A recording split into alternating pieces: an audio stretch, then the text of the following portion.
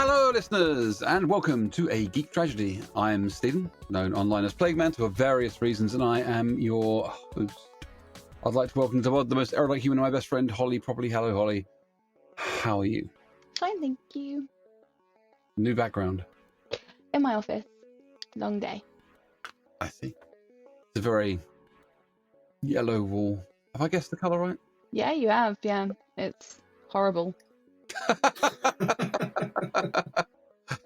Being in this room is like being in Rupert the Bear's laundry basket, because this wall is red, which is why I look sunburnt. That wall is red, and then these two are primrose yellow, and it is generally one of the worst things I have ever seen in my life, apart from possibly the bright orange living room with the two different kinds of brick effect wallpaper.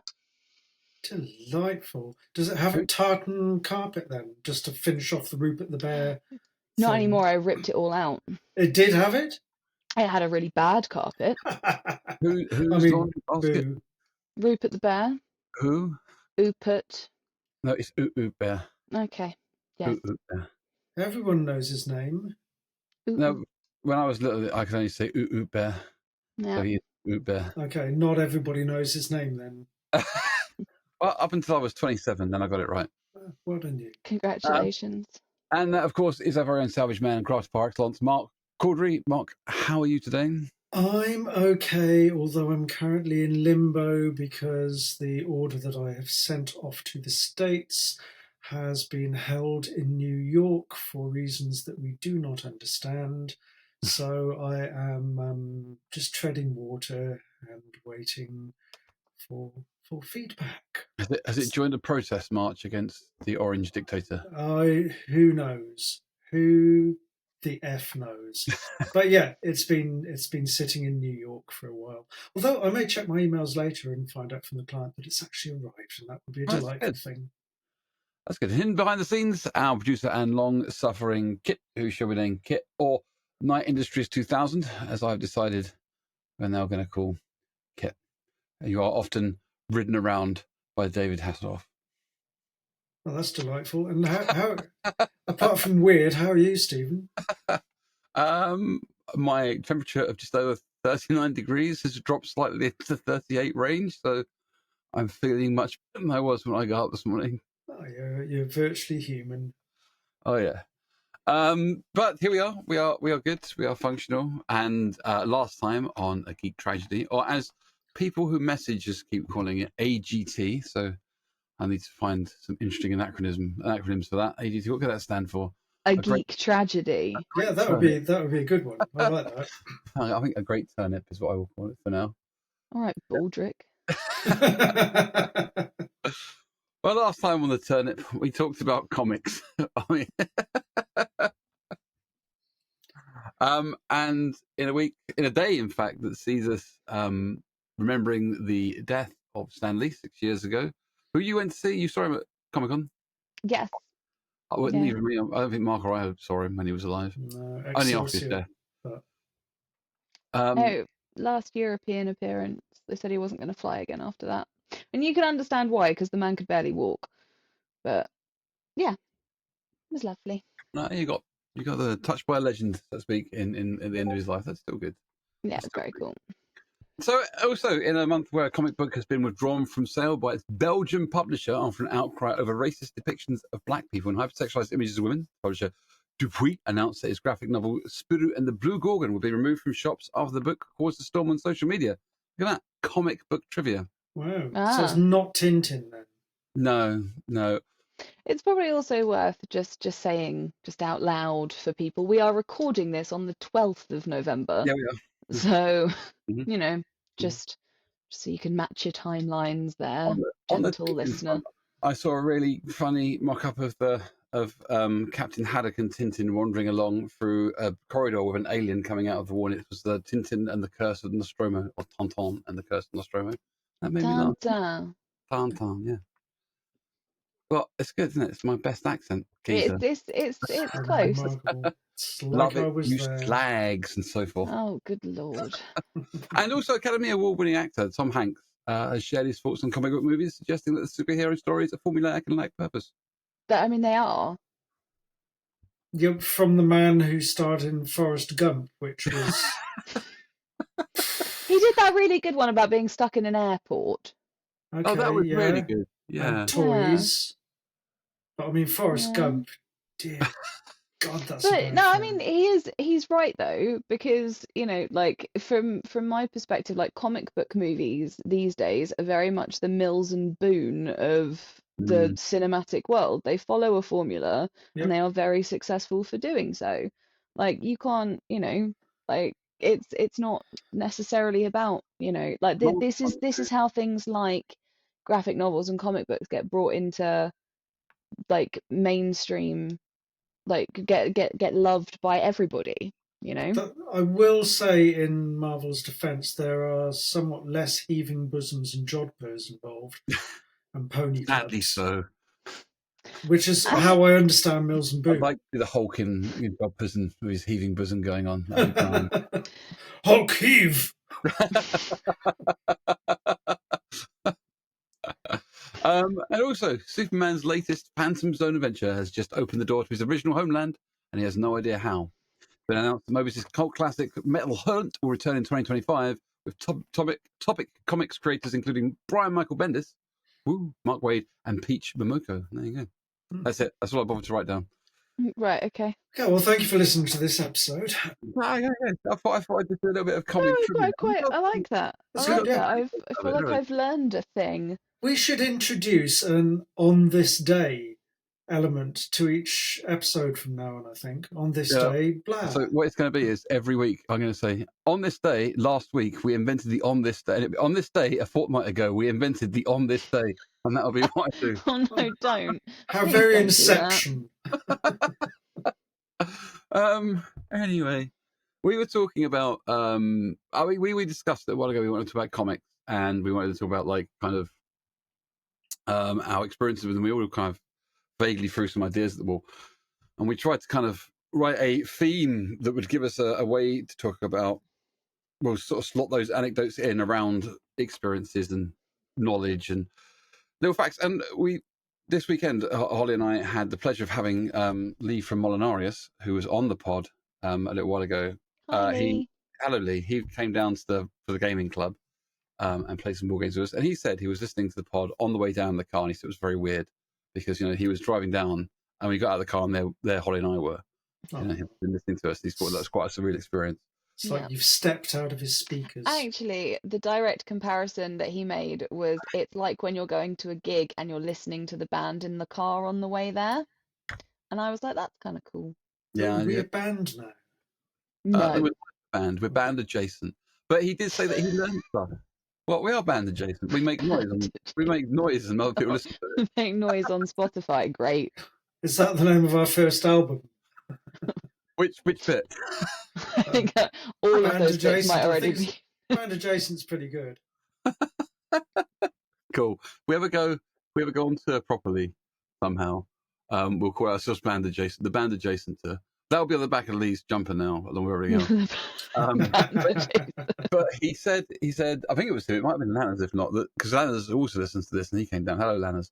Hi, Lanners. But he learned stuff. They learned stuff from the last pod we listened to. So, and that was the one before this. That's good. I don't know where I was going with that. So, facts, information, anecdotes, and we got as far as the beginning of the Second World War, and we've talked about like kind of how comics was an exciting form of communication, or at least cartoon strips were when they first came into like newspapers, and how things moved on. And I think I got as far as driving us into the world of Captain America punching Hitler in the face, and we were finishing that point off, and we were going to go about into the interesting facts about it being Captain America being Joe Simon and Jack Kirby's effort to get America involved in World War II before Pearl Harbor had even happened. Joe Simon saying that Hitler was chosen the villain because he forced Captain America to be created. And everyone in comics was basically Antifa, as it is now known at this point. So, Captain America and everyone else was fighting effectively Donald Trump, who coined that term, I think, didn't he? Yes, because it's much scarier than anti-fascist, which is a good thing. But if you call it Antifa, then it's scary. So. I also think it's largely just because, it's got 3 syllables. That's the maximum amount of syllables that any phrase should have. 3 silly balls. 3 silly balls. Antifa. You say Antifa though, and it just sounds like a hand wash. Like Swarfiga and Antifa. It's not. But a lot of people find it a very scary term. Well, they find woke very scary. Ooh, terrifying. I know. Oof. There you go. But I mean, this is what it's all about, isn't it? This is where we're going to get, when we finish talking about this, we're going to say that, like, undoubtedly, all of this was outsider stuff, and that's why the superheroes were created, but nothing's changed because at the moment it's all, oh my God, Spider-Man's black, what's going on?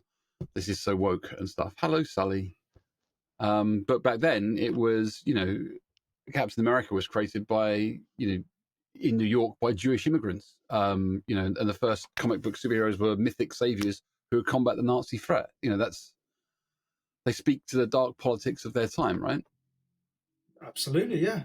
And it's kind of interesting how we've taken sort of iconic figures and created, in comic book terms, their antithesis, like Homelander versus, the original Superman. Superman, great, boring but great.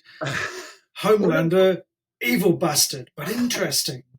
But no, we said Superman was great when he came out because he literally fought, corrupt politicians stuff. Yeah, still boring though.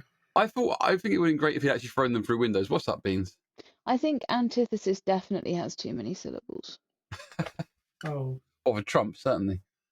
But there we go. But yeah, you're right. And we talked a little bit last time. We'll probably talk about when we get to the 80s section of this. Moore basically went out and rewrote American superheroes and definitely led to things like Outlander and stuff when he deconstructed. He made them human. The human environment is what Moore did. He put them into a really no. As in, I mean, like human, as in not like human by like species. I mean, he made them human.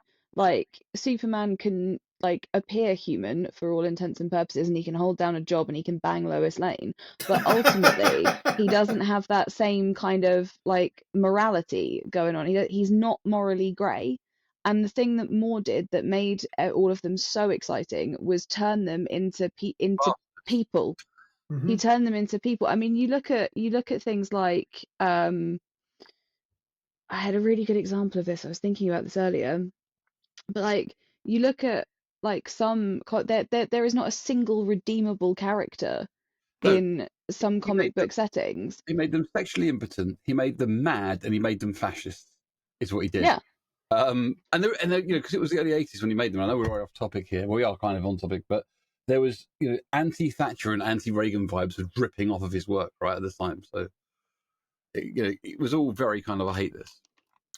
I wanted to talk about Wonder Woman. That's what I wanted to talk about. You talk about Wonder Woman because you've been waiting to talk about Wonder Woman for like a bajillion years. He's been twitching about this behind the scenes. I couldn't. That's a really, really bad verb to use, Mark, when you consider what he's about to say next. Yeah, I'm considering what he's about to say, and I stand by my comment. It's interesting. Like, I didn't know any of this stuff, and it was only when I kind of really looked into it in depth. I knew that early Wonder Woman was a bit odd because if you look at early Wonder Woman, she's always getting tied up or tying someone up or whatever, and that's been a trope for ages. But she was created, as I think was said, by Harry G. Peter and the writer William Morton Marston in 1941. He was the psychologist, the latter, and the inventor of the polygraph. Right, we had that down last time. We talked about inventions and stuff. But he was in a polyamorous relationship with his wife and her pupil, his girlfriend. And this is in 1941. Did they consider things polyamorous relationships in 1940? Was that a thing? They were like, oh, that's happening. That can't have been, can it, in America in 1941? Well, yeah, of course it can, because Mormons existed. Oh, that's true. But no one liked Mormons, did they? Although technically, I've never actually heard the phrase polyamorous used in a Mormon context. It's always been polygamous because it's multiple marriages. So technically, the concept existed, but it was probably reasonably vilified because, and I'm pretty certain Mormonism definitely existed in the 1940s, right? When did what's-his-face do all the things? He's obsessed by submission and dominance, and he's very aroused clearly by the stuff he's writing. Yeah, and there's lots of spanking going on. And that's what Wonder Woman was created for. And she's got some great quotes where she's doing stuff like standing up and saying things like, "Women, throw off your chains of man should not be. You can do anything a man can do. You can do it better. You should be in charge. Blah blah blah. But also, if you like a bit of spanking, that's also fine." And it's selling really well. And I can't imagine that they want to stop selling it. So they're okay with polyamorous guy, right? that's why that's happening. Yeah, you see now. Paul Sorry, is currently on the internet. I'm on a completely different tangent. You are absolutely right. You are absolutely 100% right. My Mormonism theory has been just thrown completely out of works because the main branch of Mormons actually um uh, announced an end to their official support for polygamy in 1890. So, but then of course you do get the branches. So you do get things like the churches, like the Latter-day Saints and all of that. Anyway, that's not got anything at all to do with comic books No, that or was it, Wonder really. Woman. My But favourite bit about the whole thing was that there's a quote attributed to William Morton Marston, which says that Wonder Woman is psychological propaganda for a new type of woman who should rule the world. And that is why he wrote Wonder Woman, because he wanted to inspire women to, kind of reinvent themselves and take more control of themselves while still allowing themselves to. It's a very pagan point of view. well, it is. It's also a really Grecian point of view because you've got kind of the idea of her being an Amazon, and like she's linked very heavily to Diana, who is the Roman version of Artemis. And Artemis was very like, hey, Mr. Man that's seen me naked, I'm gonna, like, I'm gonna set my hounds on you. Look, a constellation. It's Orion. There's like there's just there's a lot. Yeah, the story goes like the It bit at the is. end. Look over there. There's a constellation. It's Easily true. distracted. Well, no. The point is that Orion was the hunter that saw. I know. Yeah. It's just that in my head she said that at the end. Yeah, Well, sounded like, she oh, may look, well a have done, but squirrel. like the cultures that it's really interesting. Like the timing of it, especially, is really interesting because cultures that present what I suppose could be termed liberated in inverted commas women, like women in ancient Greece who had and the Vikings as well, who all had infinitely more power than women did in the 1940s in America. They all have those figures. Sorry. That is being awfully explained at the moment today. Yeah, yeah. And it's actually terrifying. It's actually quite difficult to kind of to talk about and trying to make those comparisons because in the back of my head all of it the only thing I'm thinking is, like I'm like it's terrifying. It's actually terrifying. But cultures that have like so him introducing Wonder Woman when he did at the dawn of kind of, like a, let's make hemlines shorter and, let's all go out and have a jolly good time. It's been it kind of it offers a role model without offering something like prim and proper and, like Lucy Ricardo Yeah, and, yeah, absolutely.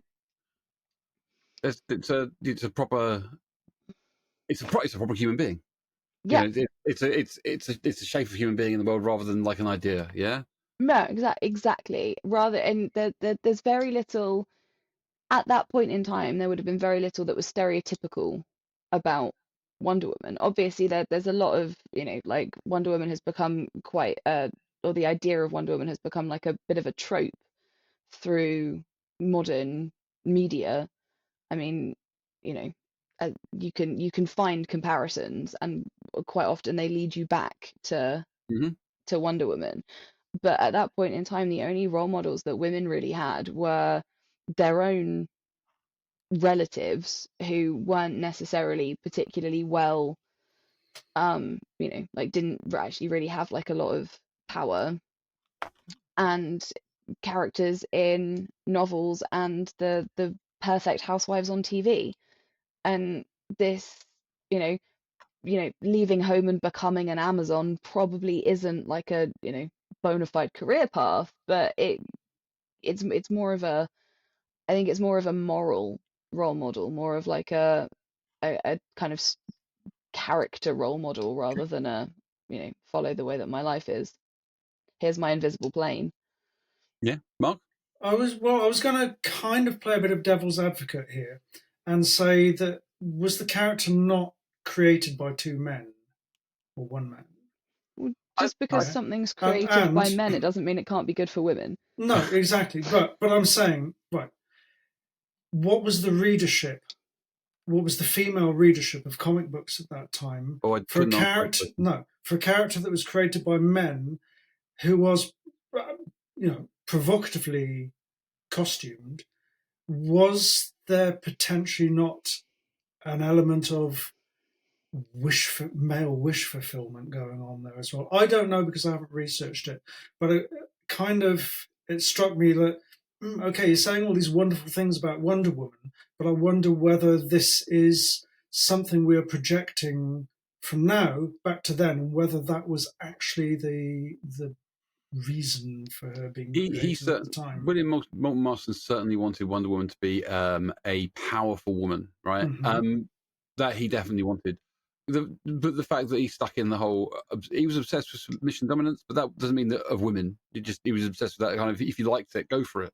It was never a you must adhere to it. And men could find wish fulfillment in a cardboard box. Well, absolutely. Tomb Raider, for example, when that came out as a handful of roughly clad polygons, it became one of the major computer game characters because it was a woman. I think there were wish thoughts then, by the way. There was a lot of commentary around Wonder Woman that said that boys young and old satisfy their wish thoughts through comics. Not just obviously looking at a scantily clad woman running around doing stuff or getting tied up or whatever, but being super people and being noticed and being important. But the quotes around then are basically often attributed to boys, although a lot of women later on would come out and say that they also read the comics. This is in the 70s and 80s said they were inspired by comic books like Wonder Woman. Just as a quick read through. Sorry. No, that's super cool. And I think to kind of from that, I think we are always that there is always a tendency to look at media through what is your own experience and your own upbringing and your own socio-economic, political, geographical context. That's a very difficult thing to get away from unless you're trained to not do it. And I think that there's a big part of there's a big part of looking at things like this, especially as someone that isn't is like an amateur hobbyist comic book looker at her. You're always going to find that you look at things through and maybe make kind of attributions that people may have thought the same thing as you.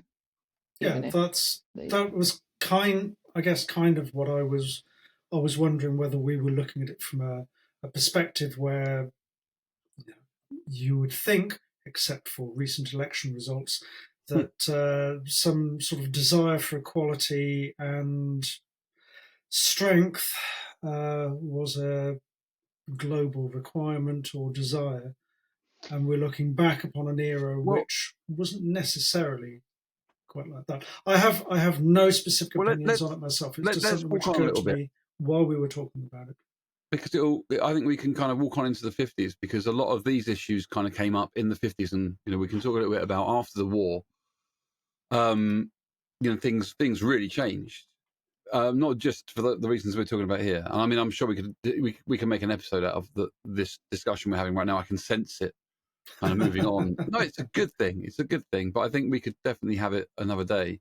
But we kind of move into a lost generation. It's often referred to as lost generation in late 40s and 50s, not into the 60s. Because after the Second World War, we kind of had the anxious America and the Red Scare, and obviously more in America, I think, than anywhere else, their men had been away from home. Their men were gone, and America had the men coming home, and they didn't want things to change at all. Yeah, that's a well documented bit of history. They wanted America to stay this kind of vibrant. And in the 50s, they had as far as the rest of the world is concerned, they had a really great time of things in the 50s and 60s. America really blossomed, it bloomed, everything went really well for them. They had a lot of money, and but Americans don't see it that way, as far as I can tell from like the history. They think that was quite a bad sign. There's a lot of moral panic going on.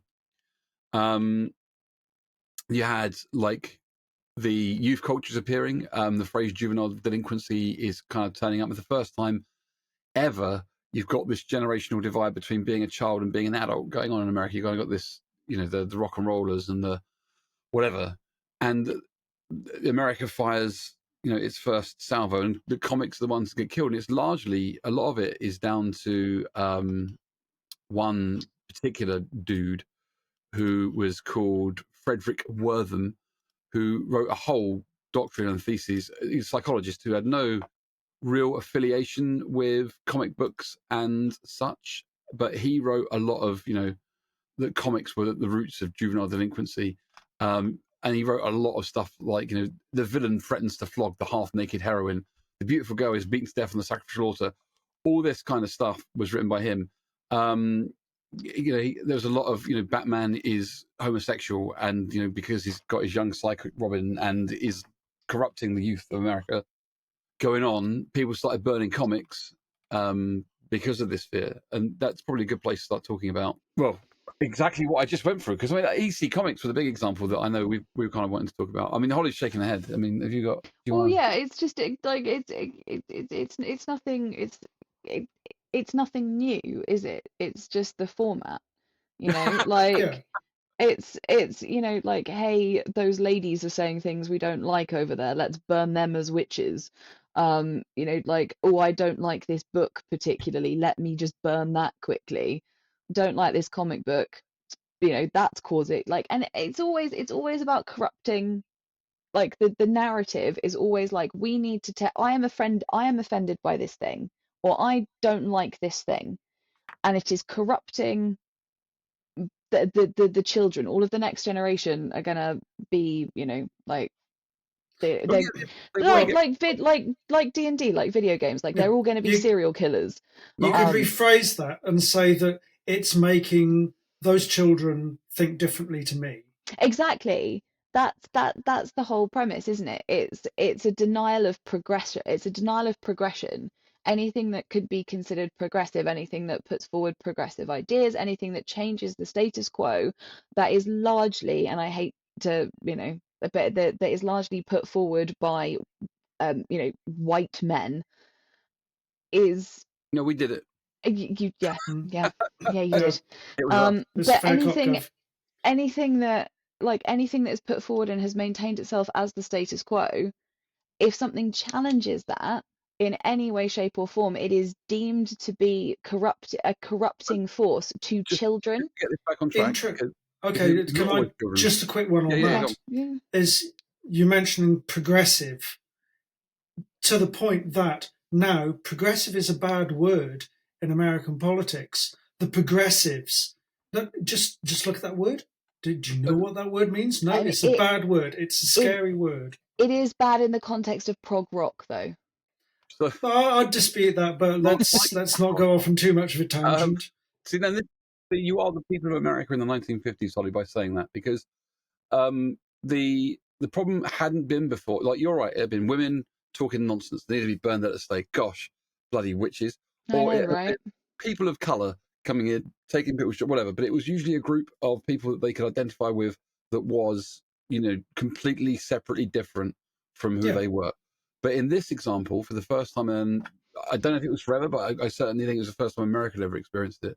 You had young people en masse mingling with each other, and they'd come out of the Second World War, and they were experiencing rock and roll, and they were experiencing comics, and they were experiencing surfing and sex, and these are things that the parents were like, well, that's not how it was before the war. People just grew up and had jobs. What's this in the middle bit people are doing?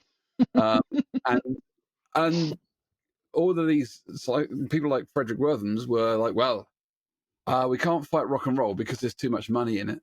But we can probably fight comics to start off with. And that's where they made their efforts to cut it off, and that's where the comic book code came in. Because beforehand, it was really lampooning political figures and the police, and it was undermining American values, particularly EC Comics, which again, we've mentioned before. And they were like, no, we're not having that. We're going to write rules which are completely ridiculous. I mean, they were insane. The rules. It was an utter wildness to it. Because as a medium, in the same way that rock and roll was doing, it was pushing boundaries. It was experimenting. It was doing new and different things. I mean, especially with EC Comics, so they were going for gross out. They were kind of attempting the video nasties of the comic book era back then. And look what happened to video nasties in the UK. Ban them! So, yeah, I can understand why a scared and paranoid period in US history might pick up on things like EC Comics and go bad, because they'd never seen anything like that before.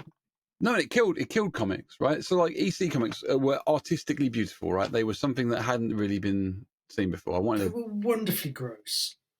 Yeah, they told a story on every page, not just with the words that we're using. Because like early comics weren't that great at like depicting facial expressions or monsters and things. They were just kind of blobs of ink on a page. You kind of got the idea of who they were, and everyone was kind of dressed in a very similar manner. But EC Comics was, I think, graphic is the word to use to describe them, and they challenged American values in the same way that music was starting to challenge American values. People are monsters when they're behind closed doors. They beat their wives or they sandpaper cats or whatever. They do terrible things. Are you right there, Holly? Yeah, this is a very long list. What is? The code, the actual code itself is a very long list of things. Yeah, I mean, if you want to go through it, then feel free to do pick out some of them, because everything got incredibly draconian at this period. Like 1956 is when it came in. The Silver Age begins then. Hundreds and hundreds of people who are extremely talented writers lose their jobs and they never go back to them again. And you're talking about, people that aren't going to be able to walk into other jobs because they are from that outcast kind of community. Yeah. Well, 1954 was the comic book code, wasn't it? 54. Yeah. And 1956 Silver Age began because that was when the 10-cent plague happened. Okay, so just in brief, crimes shall never be presented in such a way as to create sympathy for the criminal, or promote distrust of the forces of law and justice, or to inspire others with a desire to imitate criminals. Scenes of excessive violence shall be prohibited. Criminals shall not be presented so as to be rendered glamorous, or to occupy a position which creates a desire for emulation. I think the ones about the police are my Policemen, favourite. judges, government officials, and respected institutions shall never be presented in such a way as to create disrespect for established authority. Can you imagine that? I mean, that would never happen today, would it? Hey, we've never have life on Mars. That would suck. What would we do about Gene Hunt in the early noughties? That would have been awful. All scenes of horror, excessive bloodshed, gory or gruesome crimes, depravity, lust, sadism, masochism shall not be permitted. No comic magazine shall use the words horror or terror in the title. So Superman defeats horror. No, we can't have that. No, Superman, the terror of the... Oh, no, wait.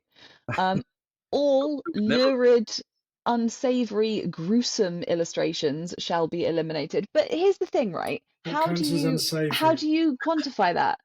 How do you, inclusion of stories dealing with evil shall be used or shall be published only where the intent is to illustrate a moral issue, and in no case shall evil be presented alluringly, nor so as to injure the sensibilities of the reader. It's like we're living in the fucking Regency period. Yeah. I mean, can you imagine if they couldn't make the Bible the comic then at this point, could they? No. In every instance, good shall triumph over evil and the criminal punished for his misdeeds. This is actually, though, when you think about it, when you look at American, because when you look at American cinematography, at the same time, there were very similar rules in play. You couldn't show blood. You couldn't, the reason, and I know that we've mentioned it before, but like in the 50s and 60s, like the reason why endings to books were changed, if like Rebecca is a prime example.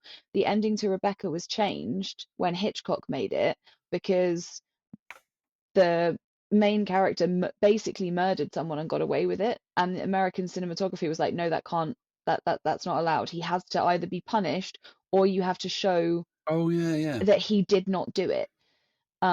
Everything became very, very, very binary, I suppose, good and evil, like, and good always had to win.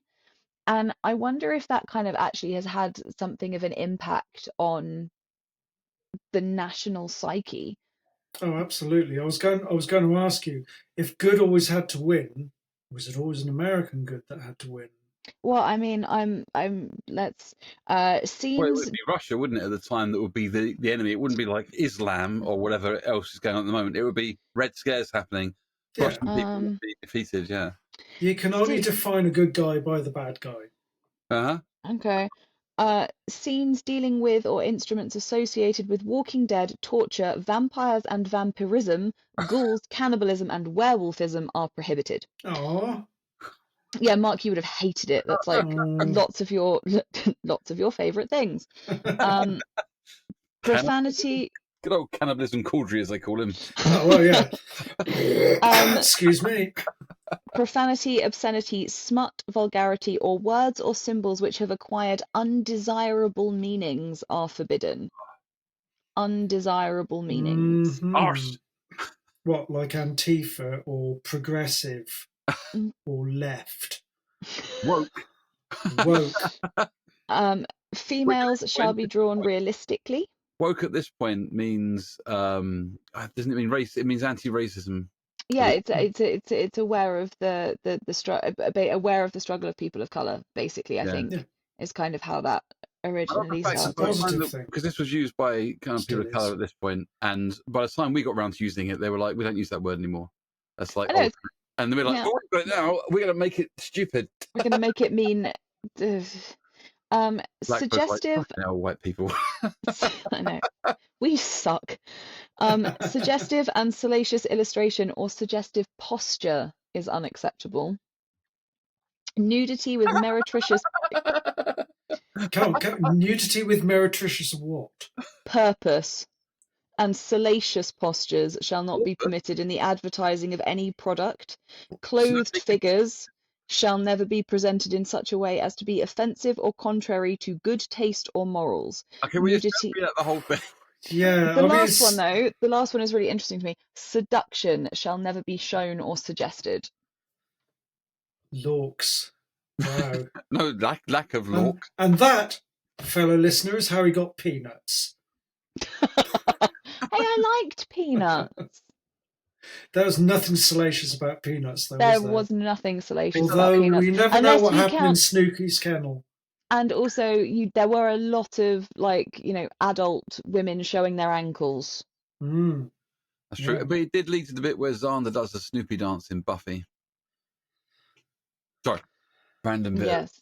That was quite salacious. But there you go. So everything became really draconian, right? EC Comics, that folded because they wouldn't make a black hero a white hero. That was basically why they stood up to the code and were like, "Oh, fuck off." Yeah, and I mean, there was the underground scene. I don't know if you want to talk about the underground scene, Mark. Oh, briefly, yeah. I'd love to talk about the underground scene, which was. I thought about this where all this? Well, I was okay. If you want to talk about it briefly, I thought about this a little bit. I think that we can do a further pod about comics involve more of the out of the way comics, like Chew, for example, which I like to talk about. So would you prefer to keep things like Mr. Natural and Fabulous Furry Freak Brothers for that? Yeah, if we do like chuck them in with Viz, touching it now, and then we'll do like a proper one. Okay, cool. Yeah, I'm up for that. Go on and give it a run through of the little bits. Well, I mean, it was just the underground comics movement was, as far as I can tell, a direct reaction against the Comics Code. They were all small publications, generally printed on small private presses, distributed amongst universities and colleges and festivals, and most of the subject matter and especially in the 60s, there was a lot of drug culture going on. I mean, classic things like Mr. Natural and of course the Fabulous Furry Freak Brothers, which their entire reason for being was that they were just drugged up hippies with a cat. I looked at some of the imagery of their artwork after you mentioned it. I was like, I see. They're fantastic. I was a big fan of the Fabulous Furry Freak Brothers back when I was college. Make of that what you will. But all of these things came about as a direct reaction to like, no, fuck it, you're not going to stop us, creating commentaries. I mean, whether you can call the Freak Brothers commentary or not, I don't know. But all of these sort of small underground publications, like Zap, I think was the first one, and some great artists came out of it. Like I've got it's down here. I had a couple of names, like Vaughan Bodie, and he did Cheech Wizard, which is wonderfully wrong. I do have a lot of secret love for We'll save that one Wizard. for Patreon, shall we? Yeah, maybe. Robert Crumb was Mr. Natural and stuff, and then obviously Gilbert Shelton for the Fabulous Furry Freak Brothers. But there were sort of quite big names came out of that underground comic book movement, and so they were small but still enduring publications and characters, which are still recognised today. I think commentary probably is the wrong word. I think zeitgeist is one we keep using. It probably was a lot of that going on. The zeitgeist today was drugs and absolutely. It was it was the whole hippie movement, the festivals and all of that. America did not like those hippies during the Vietnam War, did they? Goddamn son of a bitch, scruffy haired hobos. There was a great admission with the fact that the American government used terms like hippie and stuff many years later just to discredit that whole movement. They did it. They did that. Oh, yeah, of course. We should touch on that another day.